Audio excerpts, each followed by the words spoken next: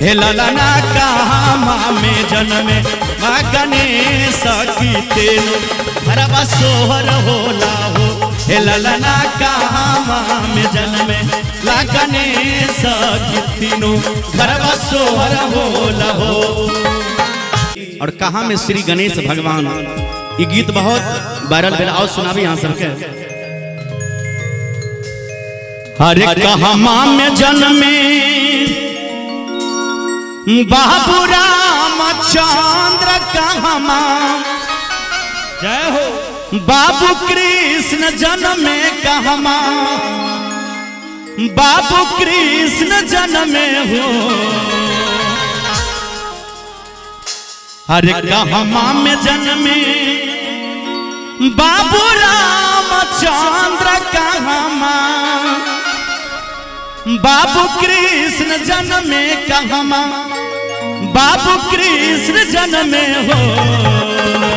और हे ललना कहा माँ में जन्मे माँ गणेश की तेनु घरवा सोहर होला हो। हे ललना कहा माँ में जन्मे ला गणेश की तीनों घरवा सोहर होला हो। कहमा में जन्मे बाबू रामचंद्र कहमा बाबू कृष्ण जन्मे कहमा बाबू कृष्ण जन्मे हो।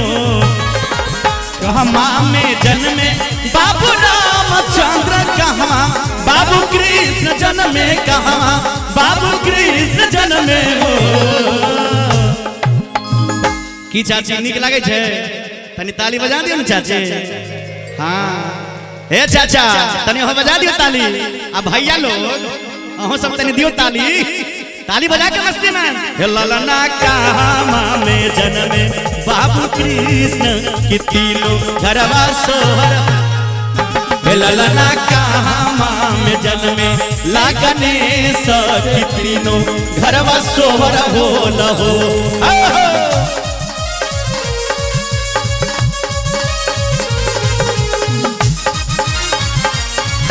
जय हो।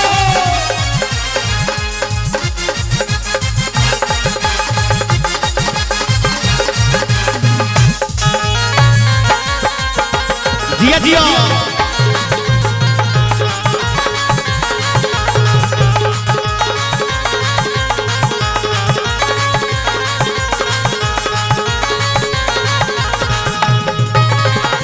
अवधा में जन्मे बाबू रामचंद्र गोकुला में कृष्ण जन्मे गोकुला में कृष्ण जन्मे हो। अवधा में जन्मे बाबू रामचंद्र गोकुला में कृष्ण जन्मे गोकुला में कृष्ण जन्मे हो। अवधा में जन्मे बाबू रामचंद्र गोकुला में कृष्ण जन्मे गोकुला में कृष्ण जन्मे हो। अयोध्या में भगवान श्री रामचंद्र जी के जन्म भलन। जय हो। गोकुल नगरी में कन्हैया जी के जन्म भलन। आ कृष्ण भगवान के आ गणेश भगवान के जन्म कत भेले के सब बतेबे। कनी हाथ उठाओ त एक बार बताओ कत भेले बताइयो। गणेश भगवान के जन्म कहाँ भेले बताओ ना तनी भैया सब। यहाँ सब ताली दो एक बार मस्ती में। हे ललना पर्वत पर जन्मे ला गणेश की। हे ललना पर्वत पर जन्मे ला गणेश की तीनों घरवा सोहर होला हे।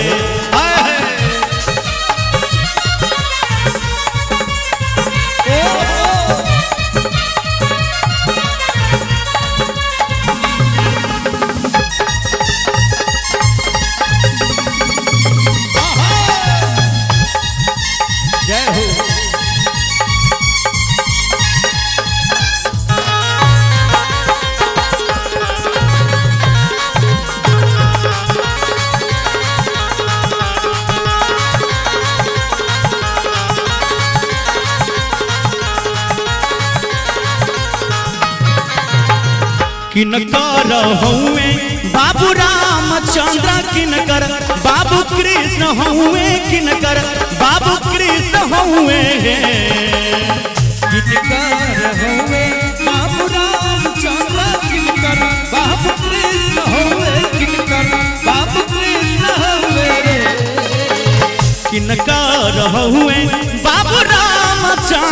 किनकर बाबू कृष्ण हुए किनकर बाबू कृष्ण हुए। फूल बागवा में खिल जाए, गणेश भगवान का प्यार आप भक्तों में भर जाए, और तालियां इतना जोर से बजाइए कि पूरा बसकट्टी गांव हिल जाए। एक बार जोरदार ताली बजा के मस्ती में। हे ललना किनकर हुए बाबू वह गणेश की तेनो घरवा सोहर होला हो। हे ललना किनकर हुए बाबू वह गणेश की तीनों घरवा सोहर होला है।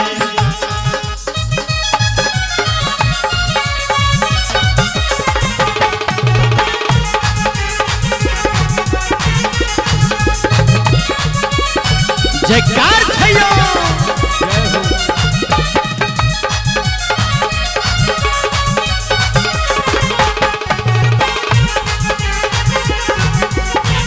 बहुत बढ़िया।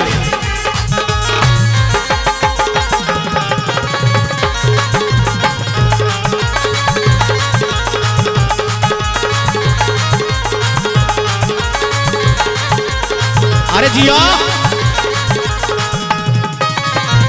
कौशल्या के हुए बाबू रामचंद्र देवा की के कृष्ण हुए देवा की के कृष्ण हुए।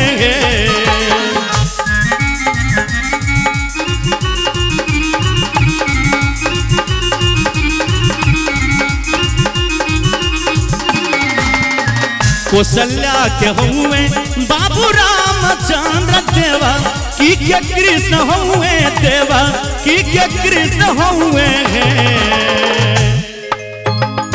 माता कौशल्या के भगवान श्री राम जी, माता देवकी के कन्हैया जी।